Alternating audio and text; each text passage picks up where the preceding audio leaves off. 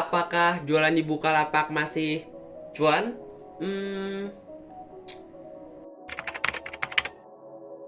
Oke sellers, di sini untuk menjawab pertanyaan tersebut saya akan jawab berdasarkan pengalaman pribadi saya dan saya juga akan jawab berdasarkan eksperimen yang saya lakukan. Nah, jadi eksperimen yang saya lakukan ini adalah saya menjual semua barang yang ada di toko saya tanpa menggunakan iklan, teman-teman. Jadi, semua barang yang di sini dijual tanpa menggunakan iklan.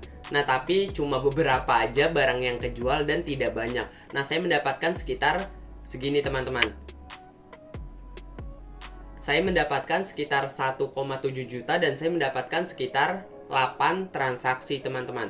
Nah, yang menarik dari data ini adalah kalian bisa lihat ya dari pengunjungnya. Nah, jumlah pengunjung yang saya dapatkan dalam jangka waktu 1 bulan tanpa iklan di Bukalapak itu saya mendapatkan sekitar 700 pengunjung, teman-teman. Yang artinya berjualan di Bukalapak itu masih cuan, teman-teman. Nah, ketika saya menggunakan iklan, saya mendapatkan mampu ya sekitar 25 jutaan dan kadang-kadang turun naik pokoknya sekitar puluhan juta dan belasan juta, teman-teman.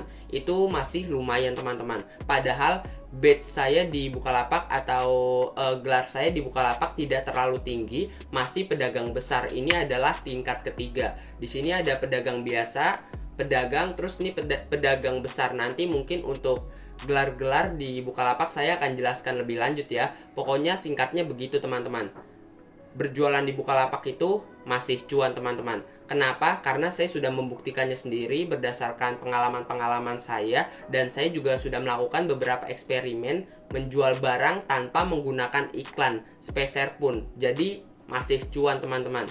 Tergantung dari yang pertama kata kunci yang kalian gunakan, kualitas produk yang kalian sediakan, dan kualitas tokonya, teman-teman. Nah, kualitas produk itu apa aja sih, Bang? Nah, kualitas produk itu ada foto produk, video produk, deskripsi, terus kalian juga bisa edit untuk judulnya yang sesuai dengan target market kalian. Nah, sedangkan kualitas toko kalian bisa edit seperti banner, kalian bisa edit, terus juga desain tokonya kalian bisa edit dan kalian bisa terapkan sebagus mungkin. Terus juga informasi tokonya atau informasi lapaknya seperti catatan toko, deskripsi toko, dan masih banyak lagi yang lainnya. Nanti saya juga akan bahas ya mengenai kualitas produk dan kualitas toko di video selanjutnya. Nah, jadi itu adalah eksperimen yang saya lakukan. Nah, selanjutnya saya akan beritahu kepada kalian mengenai data-data yang saya cari di Google dan ini murni, teman-teman. Kalian bisa lihat nih. Oke sellers, pertama-tama di sini kita akan membandingkan tentang jumlah pengunjung antar marketplace besar di Indonesia. Nah, berikut adalah datanya. Nah, kalau kita lihat dari data berikut, Bukalapak ada di urutan ketiga sebagai marketplace terbesar di Indonesia, teman-teman. Nah, ini menandakan Bukalapak cukup bersaing di Indonesia sebagai salah satu marketplace, teman-teman. Nah, di sini yang saya lihat dari datanya, kalian bisa lihat ya mengenai jumlah pengunjungnya. Nah, jumlah pengunjung Bukalapak itu sekitar 30.000 dan jumlah pengunjung Shopee dan Tokopedia yang menempati urutan pertama dan kedua itu pengunjungnya cukup besar, teman-teman, atau cukup tinggi. Bahkan bisa sekitar 5 kali lipat dari jumlah pengunjung Bukalapak sendiri. Jadi di sini pemenang memang dari marketplace yang menguasai Indonesia itu sebenarnya ada dua. Yang pertama ada Shopee dan yang kedua ada Tokopedia. Tetapi kalau kita lihat dari datanya, di sini Bukalapak juga masih bisa bersaing, teman-teman. Walaupun antara perbandingan jumlah pengunjung antara Bukalapak dan Tokopedia itu masih jauh, ataupun Bukalapak dengan Shopee itu juga masih cukup jauh, teman-teman. Tapi Bukalapak konsisten masih berada di urutan ketiga dan Bukalapak masih mempertahankan posisinya di urutan ketiga. Kalau kita lihat dari data-datanya per bulan ya, jadi ini adalah data-data yang saya siapkan untuk kalian lihat, teman-teman. Nah, untuk videonya ada di bagian sini nih, kalian bisa lihat di pojok kanan atas di bagian sini, kalian bisa lihat di sana. Di sana saya sudah riset untuk data-data dari marketplace, teman-teman. Dan kalau kita lihat untuk data-data jumlah pengunjung per bulan di Bukalapak itu lumayan signifikan, kadang-kadang naik, kadang-kadang turun, kadang-kadang naik, dan kadang-kadang turun. Tetapi kalau kita lihat jumlah pengunjungnya masih sekitar 30 ribuan, 20 ribuan. Pokoknya kalau turun nggak turun banget, dan kalau naik nggak naik banget teman-teman. Jadi bisa dibilang cukup stagnan teman-teman. Oke, jadi kayak gitu ya. Menurut saya kalau kalian jualan di Shopee atau jualan di Tokopedia ataupun marketplace lainnya, kalian bisa juga coba di Bukalapak agar kalian merasakan sensasinya teman-teman. Nah, jadi itu adalah jumlah perbandingan pengunjung antara marketplace-marketplace besar di Indonesia. Oke sellers, selanjutnya kita bahas ya mengenai persaingan antar penjual di marketplace. Nah, kita bahas dulu mengenai jumlah penjual di marketplace. Kalau kita urutkan berdasarkan jumlah penjual terbanyak di antara marketplace terbesar di Indonesia. Nah, di urutan pertama itu ada Tokopedia sebagai salah satu marketplace dengan penjual terbanyak, dan di urutan kedua ada Shopee, dan di urutan ketiga ada Bukalapak teman-teman.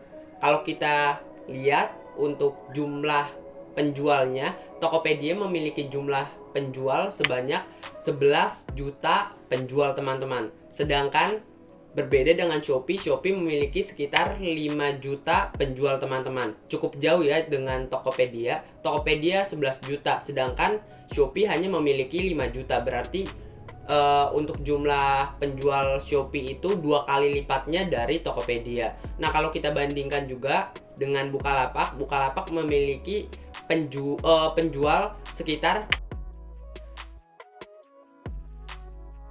Oke, menurut kalian gimana nih untuk jumlahnya? Apakah kalian ingin berjualan dan bergabung di Bukalapak sebagai penjual? Ketik ya di kolom komentar untuk pertanyaan tersebut. Nah, selanjutnya kita bahas nih mengenai hal-hal menarik lainnya. Oke seller, selanjutnya kita bahas ya mengenai biaya admin di marketplace terbesar. Dan ini kita bahas mengenai Tokopedia, Shopee, dan Bukalapak untuk biaya adminnya. Nah, kalau besaran biaya admin dari Tokopedia segini teman-teman. Nah, itu adalah persentase jumlah biaya admin di Tokopedia. Menurut kalian gimana nih?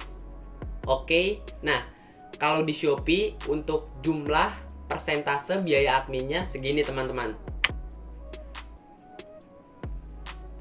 Berbeda dengan Bukalapak. Nah, kalau Bukalapak untuk jumlah persentase biaya adminnya sangat-sangat kecil teman-teman. Kalian bisa lihat nih datanya.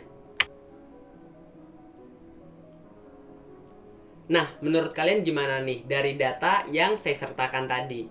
Bukalapak cukup kecil kan, hanya 0,5% teman-teman. Itu sangat-sangat kecil sekali kalau kita bandingkan berdasarkan marketplace besar teman-teman. Nah, kalau kita lihat di Lazada, untuk Lazada itu sekitar 1,8 kalau nggak salah.